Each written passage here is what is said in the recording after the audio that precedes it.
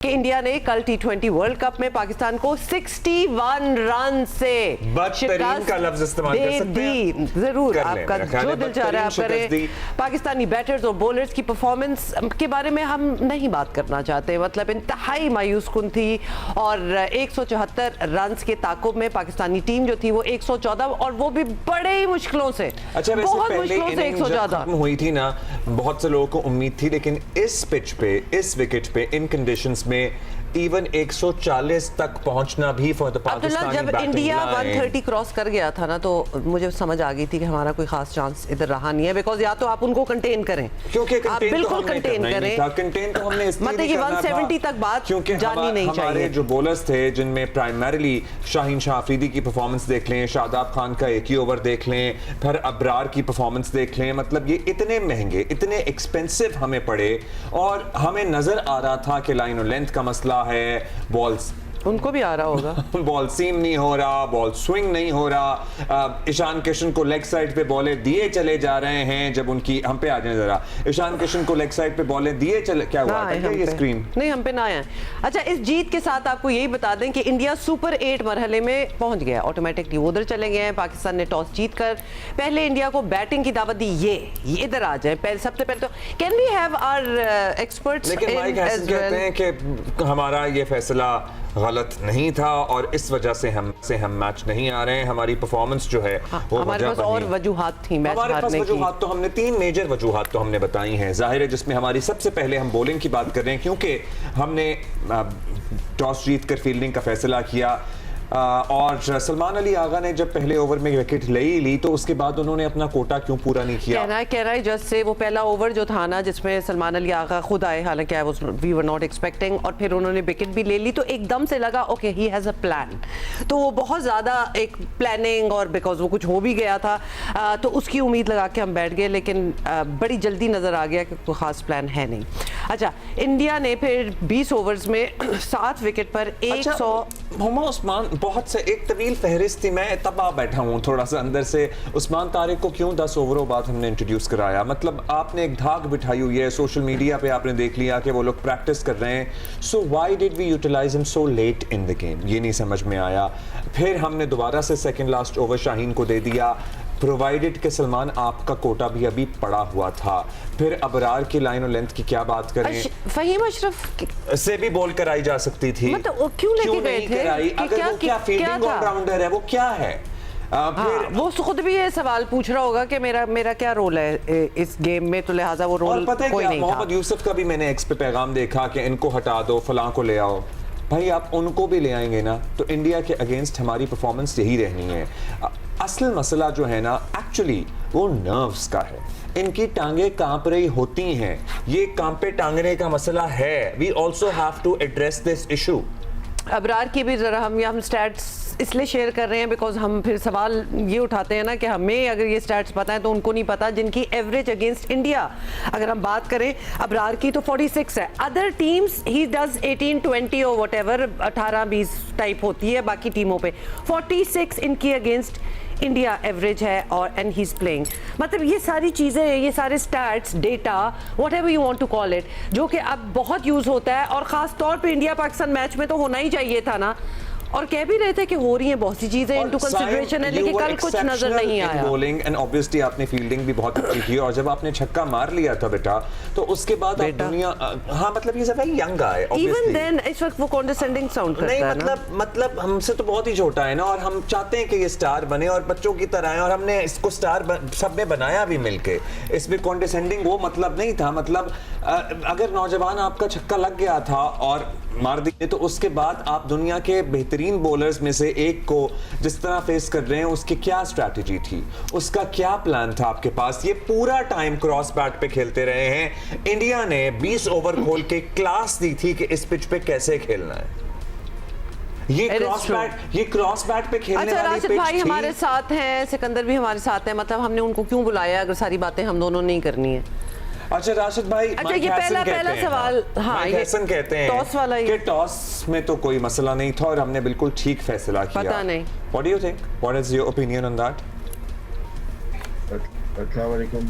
सबसे पहले तो देखें स्किल्स जो है, स्किल्स और लीडरशिप क्वालिटी वहाँ पे कम नजर आई। हमने कल 7 बॉलर अपने आजमाए, इसका मतलब क्या हमारी बॉलिंग स्ट्रांग है और हम लोग अपनी स्ट्रेंथ पे खेलेंगे। लेकिन टॉस जीत के बैटिंग उनको देने का मकसद है कि आपने 25% चांसेस दे दिए उनको। ज्यादातर में मोस्टली 70-72% जो चांसेस होते हैं पहले बैटिंग करके जीतने के होते हैं, और वो अपने बैटिंग दे दी उनको। और 7 बॉलर हमने आजमाए जिसमें एक बॉलर हमारा रह गया था फहीम अशरफ। तो 8 की स्ट्रेंथ हमारे पास मौजूद थी। सलमान अली आगा ने पहला ओवर किया, ठीक किया, लेकिन सबसे अहम जो बॉलर जो कि खबरों सुर्खियों में थे वो उस्मान तारिक थे। उनको आप उस वक्त मैच में लेके आए जब गेम ओवर हो चुका था। यहाँ पे 140 बहुत रन थे, और सिर्फ ईशान किशन देखिए जिसने बैटिंग की है प्रॉपरली, और जिस तरह से उन्होंने यूज किया अपनी स्किल्स को यूज किया है। हमारे पास वसीम अकरम, वकार, यूनुस भी होते ना या शोएब अख्तर, उसको हम यूटिलाइज ही सही नहीं करते। मसला यहाँ पे कैप्टनसी का भी है कि आप कौन सा ओवर किसको करा रहे, कितना वाइटल मैच है और आप किस तरह से अपने बॉलर्स को यूज कर रहे हैं। वो कर लिया आपने, लेकिन ईशान किशन की तारीफ बनती है जिसने अपनी जगह कैसे बनाई। 2 साल वो डिसिप्लिन पे वो बाहर रहा। रोहित शर्मा रिटायर होते हैं, जायसवाल बाहर होते हैं, जुम्मन गिल नहीं खेलते और संजू सैमसन को ड्रॉप किया जाता है, और जितेश शर्मा, ये वो 5 प्लेयर हैं जो कि इनके लाजमी रुकते हैं। और इंडिया टीम में जो आ जाता है बाहर होता नहीं है, लेकिन वो आया, उसने अपनी अहमियत दिखाई। और इनकी जो टाई थी 2-3 साल पहले वो ऋषभ पंत से थी। तो जब प्लेयर इस तरह से टीम के अंदर आते हैं, अपनी जगह बड़ी मुश्किल से बनाते हैं, तो वो दिखाते हैं कि वो वर्ल्ड क्लास क्यों है। You know, we also have to go back to the drawing board and check, Rashid भाई, कि हम जब कहते हैं कि पाकिस्तान में टैलेंट बहुत मौजूद है, हाँ हमारा ड्राइंग बोर्ड नहीं है। पाकिस्तान में जब हम कहते हैं कि आर्गुमेंट देते हैं कि टैलेंट बहुत मौजूद है, लिटरली आप जितने बेंच पे बैठे हैं उन्हें भी ले आते हैं, मैच का नतीजा यही निकलना था। आप वो अंडर 19 के लड़कों की बात करते हैं, उन्हें भी ले आते हैं, मैच का नतीजा यही निकलना था। We also have to accept कि हम इस वक्त एक 5वें, 6ठे, 7वें नंबर की टीम है। India is The world class, the number 1 team in T20. अच्छा, उसके बाद सिकंदर ये भी लगा जब पहले ओवर में खुद कप्तान आ गए, which was a bit, we were all taken aback. फिर उसमें ये लगा कि शायद ये बॉल को ओल्ड होने की वेट कर रहे हैं, फिर शाहीन को लाएंगे, मतलब बहुत सी चीज़ें दिमाग में आई कि क्यों वो आए होंगे। फिर एक विकेट भी ले ली और ये भी लगना स्टार्ट हो गया okay he has a plan. He had no plan. वो literally he wanted to start the match, लेकिन उसके बाद लगता था कि अब भाई अपनी अपनी करो, जिसको जो आ रहा है वो करे। वही ड्राइंग बोर्ड वाली बात है कि कुछ भी नहीं था पीछे। पहले तो अस्सलाम वालेकुम। आज मैं गुस्से में हूँ, मगर बुरा ना मनाइएगा, ठीक है? देखिए, हाँ, आप लोगों ने करेंगे, जितनी बातें तज्जिया बोली, कर रहे हैं। नहीं तज्जिया कर रहे हैं ना। ऑप्शन के वक्त भी आप लोग मेरा मजाक वो कर रहे थे, हंस रहे थे आप लोग कि मुझे, मैं पुराना आदमी हूँ, ठीक है? आप ये मुझे बताइए, आपने सारी बातें की, ये सारी बातें जो आपने की 100% सही, किसकी गलती है? आपने उस बंदे का नाम लिया, कौन है वो है माइक हैसन, जो आपका कोच है।